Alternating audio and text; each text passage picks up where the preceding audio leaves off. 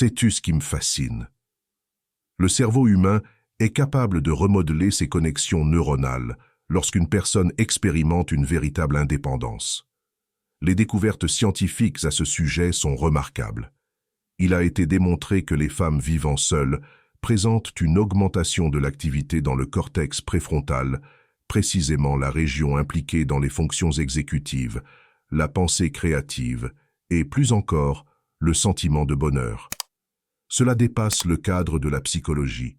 C'est un phénomène à la croisée de la biologie, de la chimie et même de la physique quantique en action. Permets-moi de te parler de Sarah. Il y a 6 mois, elle a participé à l'un de mes ateliers. Les larmes aux yeux, elle m'a confié avoir passé toute sa vie à se plier aux attentes des autres, vivre d'abord avec sa famille, puis avec des colocataires, et enfin avec un partenaire. Toujours s'adapter, toujours faire des compromis, sans jamais réellement être elle-même. Un jour, elle a pris une décision courageuse, celle de vivre seule. Tu veux connaître le résultat?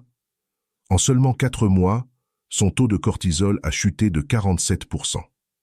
Sa variabilité de la fréquence cardiaque, un indicateur essentiel de la résilience émotionnelle, s'est nettement améliorée.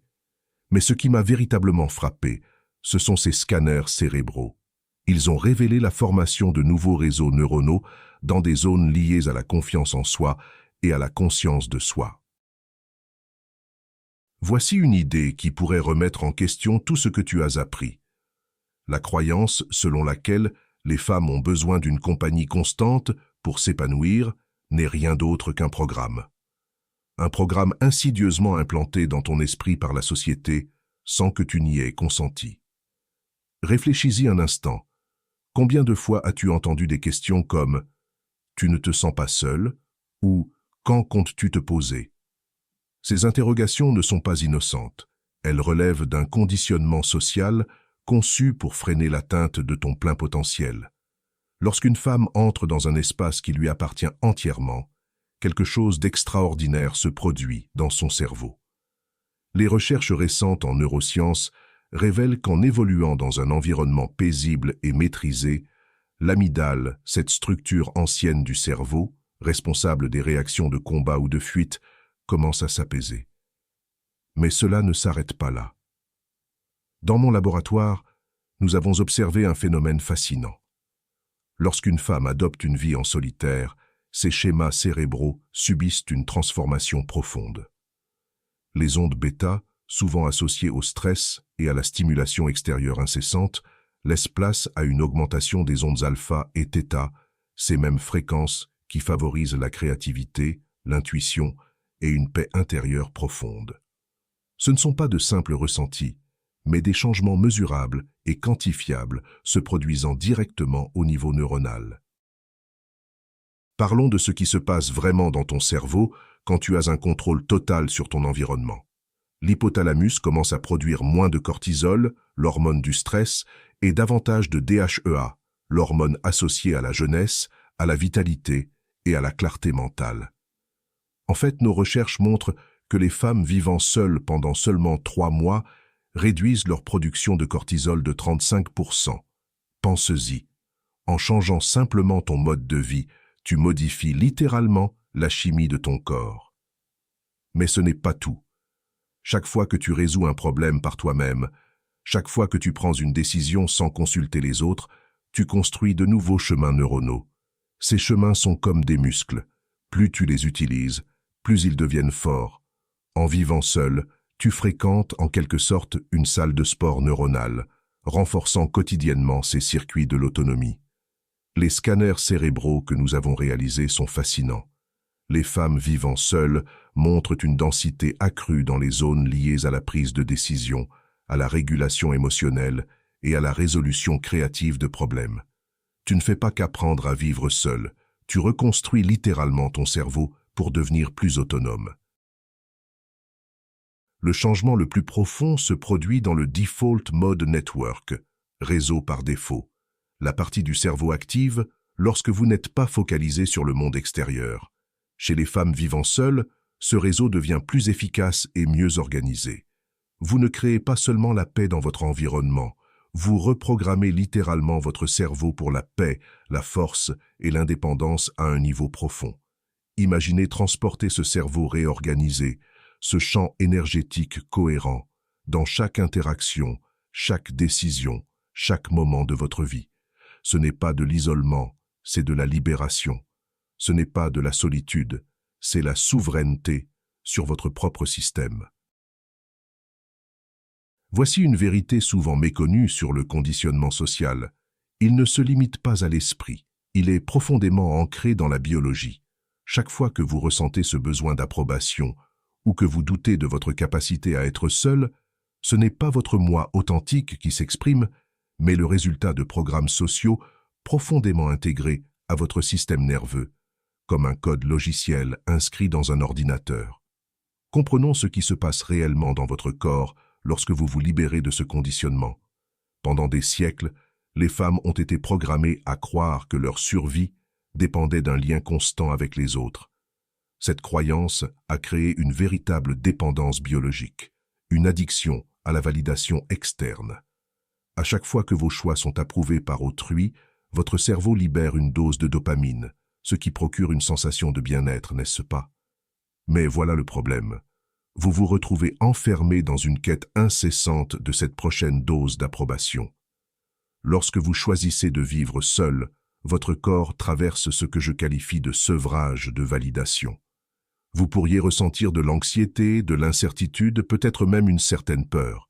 Ce n'est pas une preuve de faiblesse, c'est simplement votre biologie qui s'accroche à l'ancien programme de dépendance. En prenant conscience de ce processus, vous pouvez amorcer une véritable transformation, libérant votre esprit et votre corps des chaînes du conditionnement. J'ai eu l'occasion d'observer cette transformation à maintes reprises dans le cadre de mes recherches. Les femmes qui se libèrent du besoin incessant de validation extérieure traversent ce que l'on pourrait qualifier de mise à niveau biologique.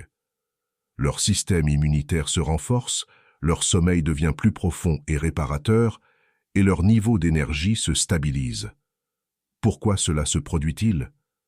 Parce qu'elles cessent de dilapider leurs précieuses ressources biologiques à entretenir des relations qui ne servent pas leur bien-être. Réfléchissez-y.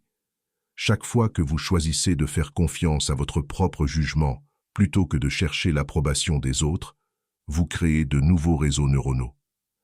Chaque instant où vous savourez votre propre compagnie, au lieu de combler votre espace avec du bruit ou des distractions, vous consolidez ces connexions.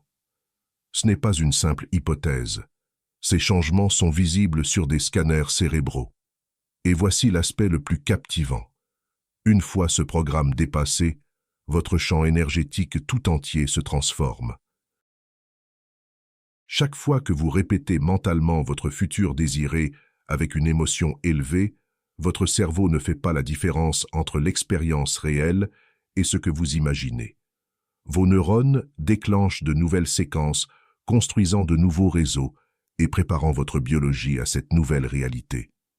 Après environ 4 semaines de pratique cohérente, ces nouveaux réseaux neuronaux deviennent si stables que votre cerveau commence à accepter cela comme votre nouvelle norme.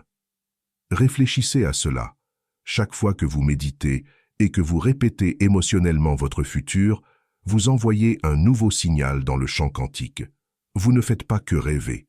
Vous émettez littéralement des fréquences électromagnétiques qui attirent des expériences correspondantes. C'est pourquoi je dis toujours, votre rôle n'est pas de comprendre comment votre futur se réalisera, mais de maintenir la fréquence qui correspond à ce futur. Voici la partie la plus puissante. Lorsque vous vivez seul, vous avez des conditions idéales pour maintenir ce que j'appelle une cohérence de création. Personne ne vous ramène dans d'anciens schémas, ni ne perturbe votre nouvelle fréquence énergétique. Vous pouvez rester dans l'énergie de votre futur jusqu'à ce qu'il devienne votre réalité présente. Souvenez-vous de cela. Chaque matin, lorsque vous méditez, vous ne suivez pas une simple routine. Vous entrez littéralement dans un champ quantique de possibilités infinies. Vous entraînez votre corps à devenir le récepteur du futur que vous créez. Ce n'est pas de la pensée positive, c'est la physique de la transformation. Le pouvoir de choisir devient surnaturel lorsque vous comprenez ce qui se passe réellement dans votre cerveau lors de la prise de décision. Lorsque vous vivez seul, quelque chose d'extraordinaire se produit. Vos décisions émanent d'un lieu de pure authenticité, plutôt que de programmes inconscients.